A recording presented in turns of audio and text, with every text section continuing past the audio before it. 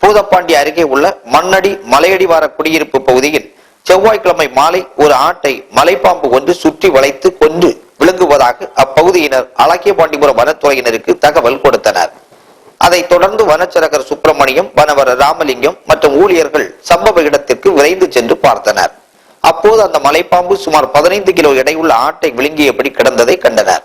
அந்த ஆட்டின் கொம்பு பாம்பின் வயிற்றில் சிக்கி உள்ளே செல்லாததால் பாம்பு திணறியபடி நகர முடியாமல் கிடந்தது. அந்த ராட்சத பாம்பு 26 அடி நீளமும் 45 கிலோ எடையுடனும் காணப்பட்டது. உடனே பொதுமக்கள் உதவியுடன் வனத்துறையினர் அந்த மலைப்பாம்பை தூக்கிய போது அது விழுங்கிய ஆட்டை கக்கிவிட்டது. இதன் பின்னர் அந்த மலைப்பாம்பை வனத்துறையினர் மீட்டு மாராமலையில் அடர்ந்த காட்டு பகுதியில் விட்டனர். இந்த பாம்பு 18 நாட்களுக்கு முன்பு இதே பகுதியில் 7 கிலோ எடையுள்ள ஒரு ஆட்டுக்குட்டியை விழுங்கியது. அப்பொழுது மக்கள் கூச்சலிட்ட போது அந்த பாம்பு அருகில் உள்ள பழையாற்றில் குதித்து தப்பிவிட்டது. தற்போது அந்த பாம்பு பெரிய ஆட்டை விழுங்க முயன்ற போது அது நகர முடியாமல் சிக்கி மாட்டிக்கொண்டது குறிப்பிடத்தக்கது.